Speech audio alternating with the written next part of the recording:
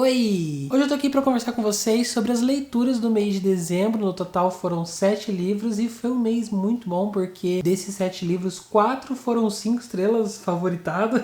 Então deu até aquela motivação, sabe? Foi um mês muito motivado. Eu li um livro, eu gostava bastante, desde dar vontade de pegar outro, enfim, foi uma delícia. Então vou compartilhar com vocês o que eu achei de cada um. Alguns já tem resenha, alguns não, então a gente vai conversando aí, tá bom? Antes da gente começar esse vídeo, só lembrando que sábado agora, dia 11, começa a Maratona Literária de Verão. Então se você ainda não viu o vídeo de apresentação do projeto, vou deixar o linkzinho aqui, tá completo lá explicando como é que faz para participar, como funciona. E se você já decidiu participar, não esquece de se inscrever, tá? O formulário vai fechar esse final de semana, então não vai ser possível se inscrever mais para participar dos sorteios que vão ter ao longo da maratona, beleza? Vai lá no formulário e se inscreve bonitinho, não esquece. O primeiro livro que eu li no mês de dezembro foi Os Sete Maridos de Evelyn Hugo. Eu já mostrei ele aqui para vocês através de outros meios, né? Ele foi o livro que ganhou o meu melhor livro de 2019, mas eu não falei aprofundadamente com vocês, então hoje eu vou contar melhor sobre a minha opinião. Os Sete Maridos de Evelyn Hugo vai contar sobre a Evelyn Hugo, e ela é uma estrela de Hollywood, ela é uma atriz muito famosa a partir dos anos, aí ela cresceu e ficou tipo nível Meryl Streep da vida, assim, sabe? Mas também ela é famosa por uma coisa específica, ela se casou 7 vezes. E daí ela já tá ali numa idade mais avançada, ela chama uma jornalista específica, precisa ser essa jornalista para escrever a biografia dela. Ela não explica por que precisa ser essa pessoa, você só sabe que é. E daí ela senta junto com essa mocinha e ela vai contando toda a vida dela, por que ela se casou 7 vezes, enfim, daí você vai descobrindo, tipo, os podres, né, as verdades ali. E, gente, a Evelyn, ela é uma das personagens mais bem construídas que eu já li na minha vida. É impossível você saber o que ela vai dizer, o que ela vai fazer em seguida, sabe? Isso te deixa meio que hipnotizado, assim, na história. Ela é meio direta, meio calculista, desde o começo da trajetória, ela sempre vai atrás do que ela quer e não se importa de pisar nos outros durante esse caminho. Tem um obstáculo, se você for um obstáculo pra ela, sai da frente. Ela é uma pessoa muito manipuladora, assim, então até com a própria jornalista você vê nos momentos, nos intervalos dela contando a história, né, como ali mesmo ela já tá manipulando e ela tá moldando a jornalista pra estar do jeito exato que ela precisa que a jornalista esteja. O livro é bom desde a primeira página, mas assim, eu só consegui me jogar de cabeça mesmo a partir lá da página 100, quando a gente já tá mais estabelecido com os personagens, com a situação, com quem é quem, com a própria personalidade da Evelyn. A coisa toda desse livro, né, é você ver o desenvolvimento pessoal dos personagens. Não é tanto, tipo, ver os bastidores das filmagens, né, até a gente não tem coisas assim, não tem mostrando ela decorando as falas, ela interagindo com outros atores no set de filmagem, não. A gente vai falar mesmo sobre a vida pessoal e os barracos dos casamentos da Evelyn. E é muito legal, assim, esse cenário de Hollywood, porque ele mostra que ninguém tá aí pra ninguém, pra começo de conversa, sabe? Todo mundo quer crescer, independente de quem estiver no caminho, e que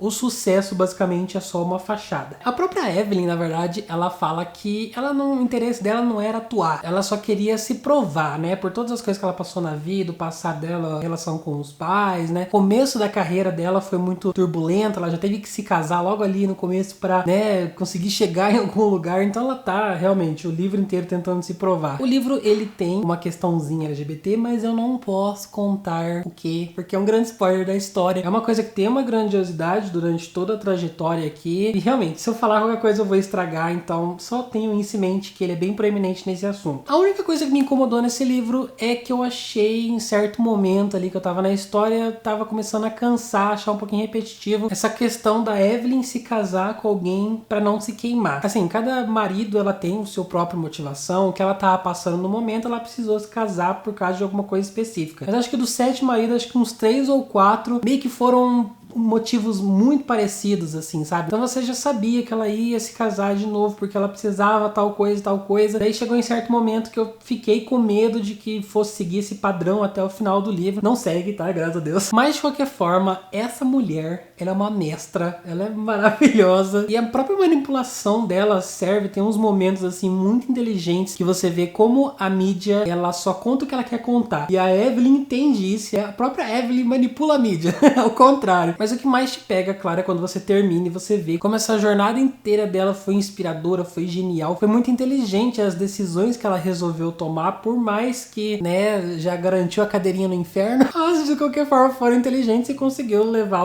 ela onde onde ela queria. E também é muito emocionante, o final é muito bom. E eu vou confessar pra vocês que eu fiquei imaginando o tempo inteiro a Evelyn como a Andréa Beltrão interpretando a Abby nesse novo filme que saiu agora. Vou deixar uma foto dela aqui pra vocês. Essa é a imagem que eu tenho da Evelyn Hugo na minha mente. Pra esse livro eu dei 5 estrelas favoritadas, ganhou o melhor livro do ano. E é isso aí, essas são as minhas opiniões completas. Em seguida eu li O Quando o Dia Amanhece, da Ana Rebelo. Esse livro vai contar sobre um cara que ele se casou ali e tal, mas durante uma época do casamento dele ele começou a trair a mulher. Aí ele entrou em coma, ele sofreu um acidente, ele ficou, né, nesse coma por 20 anos. 20 anos depois ele acorda, a mulher tá ali do lado dele firme e forte, mas a primeira coisa que ele pensa assim que ele acorda é: cadê a minha amante? Daí você vai ver todo esse drama, essa novela, essa coisa do cara atrás da amante, vai conhecer o passado, né? Vai ter cenas mostrando quando ele conheceu essa amante pela primeira vez, quando eles começaram a se relacionar. Eu já fiz um vídeo específico sobre ele, então não vou falar muito, vou só dar uma resumida aqui. Foi um livro que, se você viu aquele vídeo,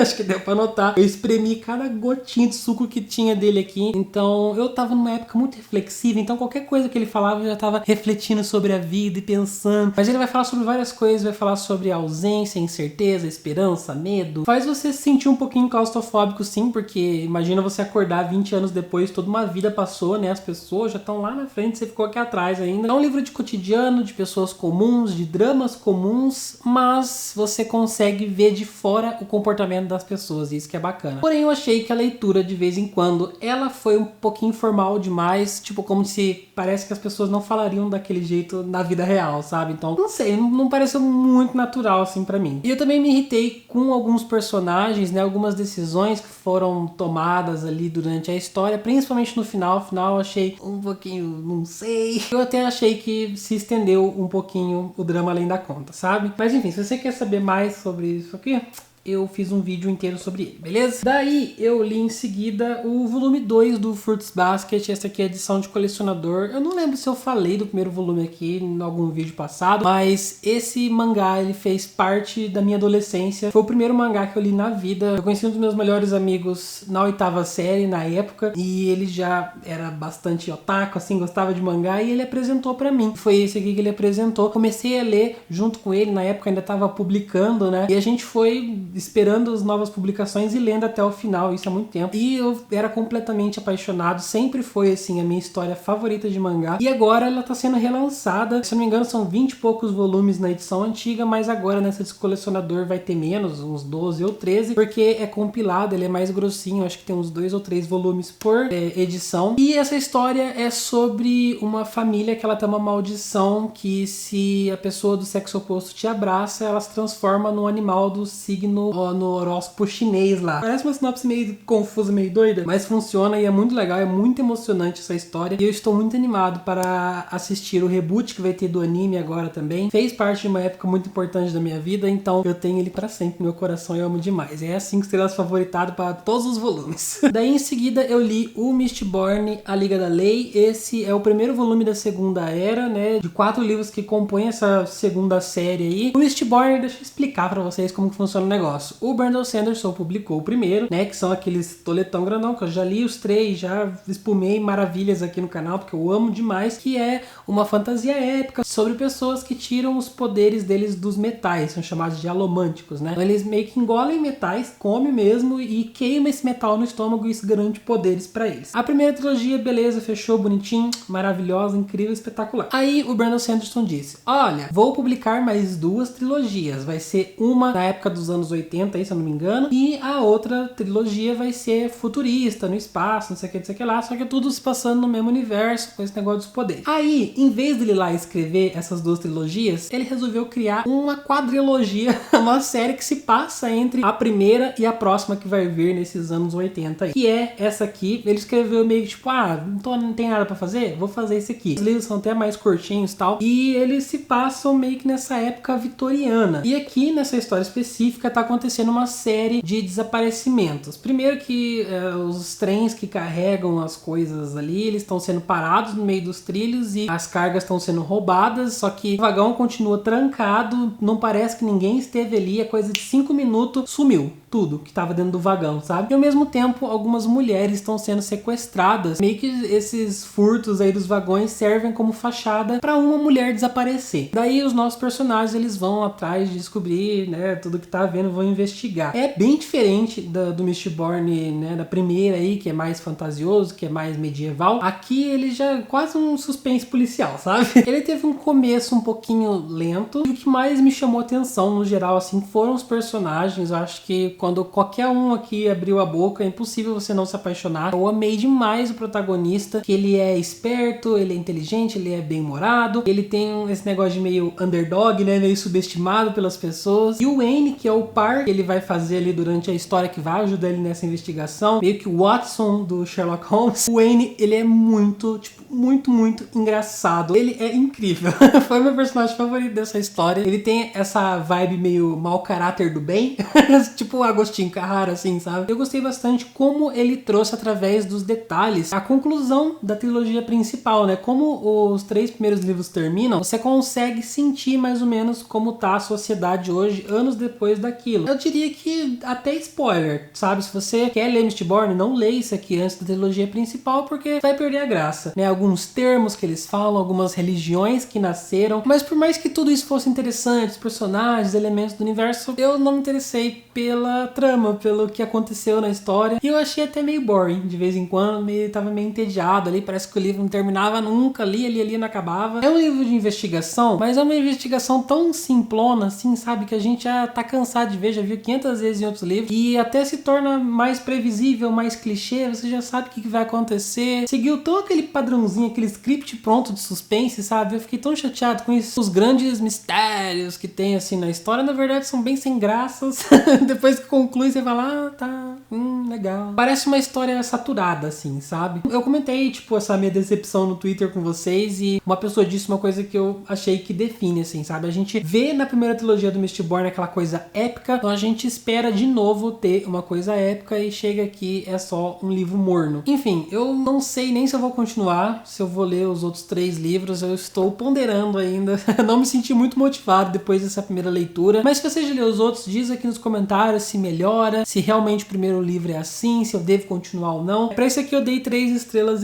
Aí em seguida eu li o Bem-vindos à Rua Maravilha, do Gabriel Mar, que vai falar sobre um grupo de pessoas que eles vão tentar montar uma peça de teatro musical, né? Tudo isso inspirado no nosso protagonista. Nosso protagonista, ele sempre teve o sonho de participar dessas produções teatrais, e ele escreve o próprio musical, contrata pessoas ali, junta um grupinho e vamos todo mundo produzir. A escrita desse livro é uma delícia, ele tem essa cara do Gabriel, que é tipo engraçado sem ser forçado. Todos os personagens também são maravilhosos, cada um traz aquela pitadinha, aquele gosto na história. O nosso protagonista, eventualmente, ele começa um romance ali com outro rapazinho da peça, só que esse não é o foco da história, isso tá bem em segundo plano. A gente vai ver mais a construção da peça mesmo, inclusive é muito legal essas coisas dos ensaios deles, as tretinhas que acontecem ali no grupo, o tempo junto, as interações são muito gostosas de ler. E foi muito refrescante, assim, essa leitura, sabe? Foi bem fora da casinha do YA, sem referência pop toda hora, sem melosidade, sem querer ficar enfiando meme do Twitter no texto, sabe? Que é algumas coisas que estão me irritando muito atualmente nas leituras de YA, tá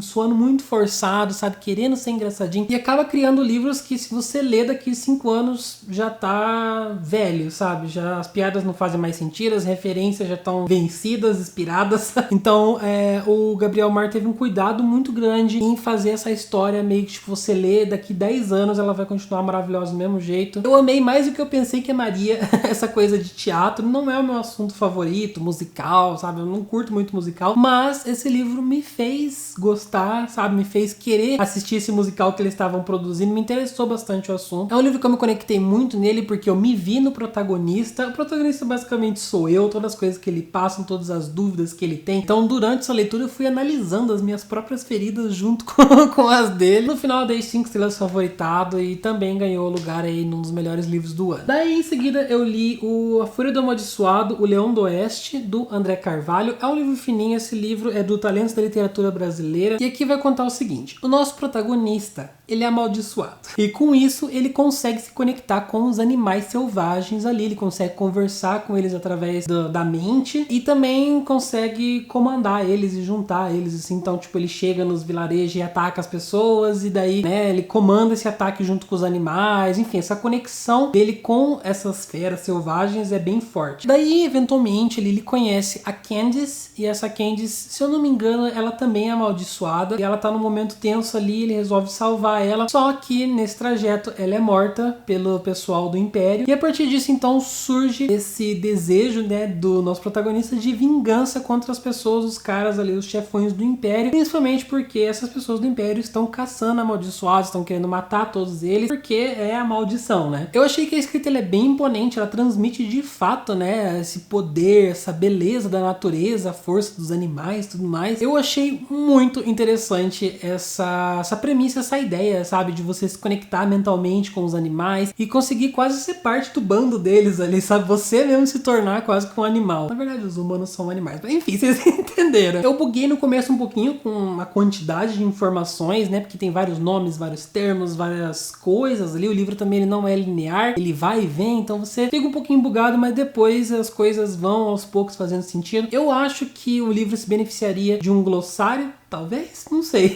Algumas coisas eu gostaria de ter visto ali, né, pesquisado o que era o nome para facilitar um pouquinho a minha leitura. Eu fiquei muito intrigado para saber mais sobre o reino, sobre as pessoas, sobre as coisas no geral, assim, né. Tem bastante potencial para crescer nos próximos livros. Esse aqui, né, é o primeiro de uma série, então isso me deixa muito curioso para ver como todo esse reino vai ser expandido nos próximos volumes. É muito bacana também você ver essa maldição pelos olhos dos outros, porque todo mundo fala como ter essa maldição de se conectar com os animais é uma coisa terrível e tudo mais, mas você vê pelo ponto de vista do protagonista e nem é tão terrível assim, sabe? As pessoas, elas realmente, de fato, temem o que elas não conhecem, né? Então por isso gera o preconceito, acaba aumentando as coisas e dá no que, né? Todo mundo querendo perseguir e matar os amaldiçoados. Eu achei que a Candice, ela é muito fofa, né? A personagem que o nosso protagonista encontra ali, e ela tem um background muito legal também. Assim, eu não tenho nem muito o que dizer mais porque é uma história bem curtinha, é um livro bem fininho, mas ele tem um crescimento muito bacana, o final é muito show, mas eu queria, na verdade, que o livro fosse até um pouquinho maior, assim, que ele fosse um pouquinho mais destrinchado, que ele mostrasse, aproveitasse mais desse universo, de todas as coisas ali, pra fazer uma jornada um pouquinho mais encorpadona, sabe? E também tem o fato de que em certos momentos eu achei que o livro fosse ficar um pouquinho repetitivo, depois ele, né, mudou e começou a acontecer outras coisas, mas no começo ele é bem, tipo assim, o cara chegando e atacando os vilarejos e se vingando, tudo isso, né, num primeiro contato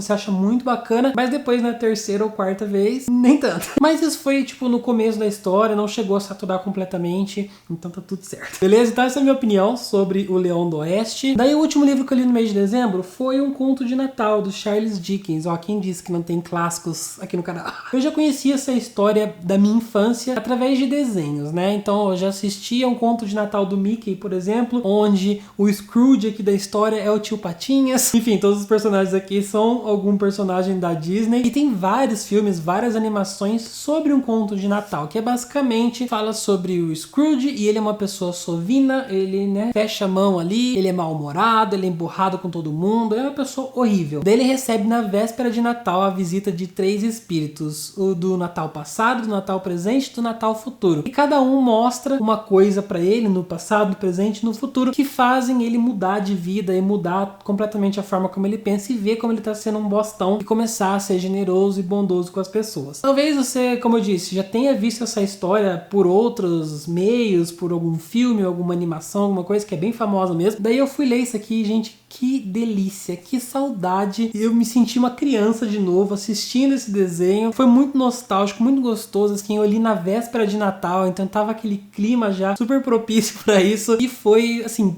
perfeito. Eu me deliciei com cada página. Essa leitura é maravilhosa. Ele é bem curtinho. Eu acho que é até um livro que eu vou tentar ler em todo o Natal, sabe? Porque ele me trouxe uma coisa tão boa. Eu dei 5 estrelas, favoritado e maravilhoso. Bom, então essas foram as minhas leituras do mês de dezembro, né? Os 7 livros aí. Comenta aqui comigo qual foi a melhor leitura que você fez nesse final do ano passado aí, em dezembro. Se você teve algum livro 5 estrelas favoritado, ou se você só leu aqueles chorume, pega o menos chorumoso e comenta aqui embaixo. Beleza? Se você não me segue nas redes sociais ainda, todos os links estão aqui na descrição. E muito obrigado a todos os apoiadores desse canal lá no Catarse, os meus anjinhos, os nomes que estão aparecendo aqui na tela pra vocês. Obrigado por acreditar no meu trabalho e ajudar o Geek Freak a se manter aí, a conseguir fazer as coisas diferentes. Se você quer fazer parte do nosso grupo de apoiadores, eu vou deixar o linkzinho aqui embaixo. Eu tenho esse projeto no Catarse, né, onde você pode apoiar o meu canal com um valor simbólico mensalmente, mas você recebe recompensas de volta. Tem recompensas que a gente tem grupinho no WhatsApp, onde a gente faz leituras conjuntas, enfim, tem várias coisas bacanas, tá? Então eu vou deixar aqui pra vocês dão uma olhada lá. Mas você também pode apoiar esse canal se inscrevendo nele, se você ainda não é inscrito. Então clica no botãozinho aí, seja muito bem-vindo. Por enquanto eu vou ficando por aqui, tá bom? Mas a gente se vê no próximo vídeo. Grande beijo pra vocês e tchau!